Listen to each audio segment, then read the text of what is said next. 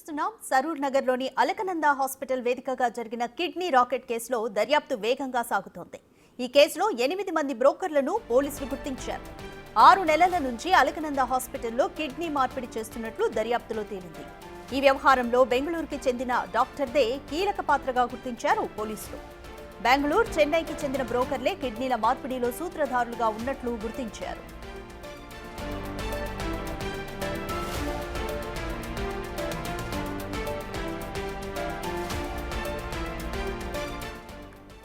ఒక్కో కిడ్నీ మార్పిడికి డాక్టర్కు 55 లక్షల రూపాయలు తీసుకున్నట్లు తేలింది.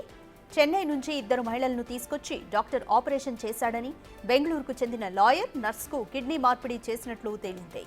కిడ్నీ మార్పిడికి డాక్టర్కు లాయర్ 55 లక్షలు ఇవ్వగా, నర్స్ 45 లక్షలు ఇచ్చినట్లు తేలింది.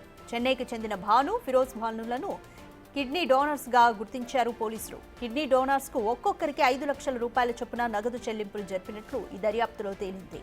పరారీలో ఉన్న ప్రధాన సూత్రధారి డాక్టర్ కోసం పోలీసులు ముమ్మర గాలింపులు జరుపుతున్నారు.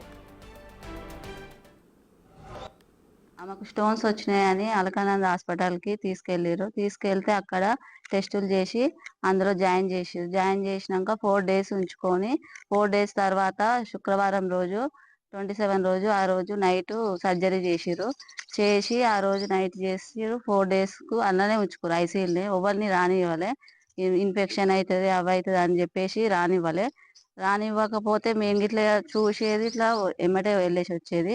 తర్వాత ఒక 31st రోజు నైట్ సీరియస్ అయిందని వాళ్ళే ఇక్కడ ఎవరికి చెప్పకుండానే అంబులెన్స్ మాట్లాడి వాళ్ళే తీసుకెళ్ళి యశోద హాస్పిటల్కి తీసుకెళ్ళి అక్కడి నుంచి ఆ డాక్టర్ చేసిన డాక్టర్ అక్కడనే ఉండు, ఆ డాక్టర్కి ఇట్లా పట్టుకోపోయేసరికి కామినీకి తీసుకెళ్ళి అక్కడ తీసుకెళ్ళినాక అక్కడ 5-6 lakhs ఖర్చు పెట్టినా కానీ అక్కడ మొత్తం అయిపోయింది. ఆపరేషన్ చేసిన సెట్ కాలే, సర్జరీ మంచిగా చేయలేదు అని చెప్పిర్రు. అక్కడ ఉన్న డాక్టర్స్ మొత్తం ఖరాబ్ అయిపోయినాయి, అంతా ఇన్ఫెక్షన్ అయిపోయింది బాడీ మొత్తం అని చెప్పి అక్కడనే. రైట్. ఈ కేసుకి సంబంధించి మోర్ డీటెయిల్స్ అందించడానికి మా ప్రతినిధి రాణా లైవ్ లో జాయిన్ అవుతున్నారు. రాణా, ఈ కేసులో ఇప్పటికే 8 మంది బ్రోకర్లను పోలీసులు గుర్తించారు. ప్రధాన సూత్రధారి కోసం కూడా వెతుకుతున్నారు. ఇంకొక ట్విస్ట్ ఏంటంటే ఇందులో లాయరు, ఒక నర్సే రిసీవర్స్ గా ఉండడాన్ని కూడా ఎలా చూడాలి?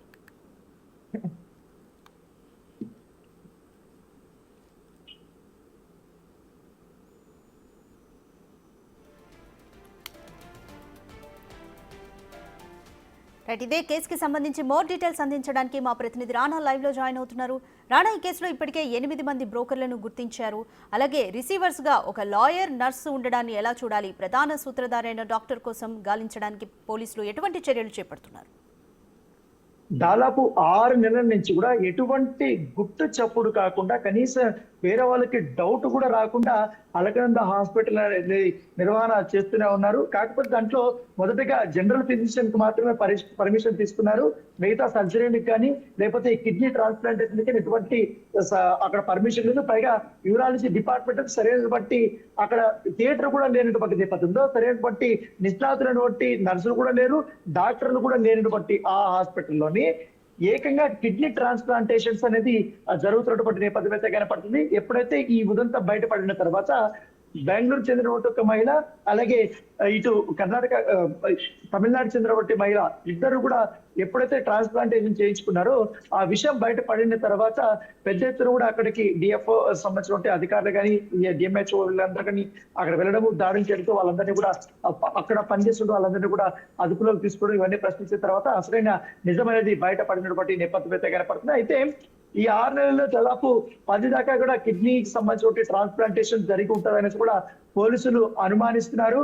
ఇప్పటికే సుమంత్ ఎవరైతే ఉన్నారో అలకనంద సంబంధించి చైర్మన్ గా ఉన్నారో ఆయన ప్రొపరేటర్ గా కూడా పర్మిషన్ తీసుకున్న నేపథ్యంలో ఆయన పూర్తి స్థాయిలో విచారణ చేపడుతున్నారు. అయితే ఆయన మాత్రం డాక్టర్లకు సంబంధించి కొంతమంది పేర్లు మాత్రం ఆయన చెప్పడానికి నిరాకరిస్తున్నట్టుగా మనకు సమాచారం ఉంటుంది. ఇదంతా కూడా నేనే చేశానని కూడా ఆయన చెప్తాను. అయితే ఆయన మాత్రం ఉక్రెయిన్ లో నేను వైద్య విద్యాభ్యాసం నేను అభ్యసించానని కూడా చెప్పినప్పటికీ కానీ. Thank you Rana.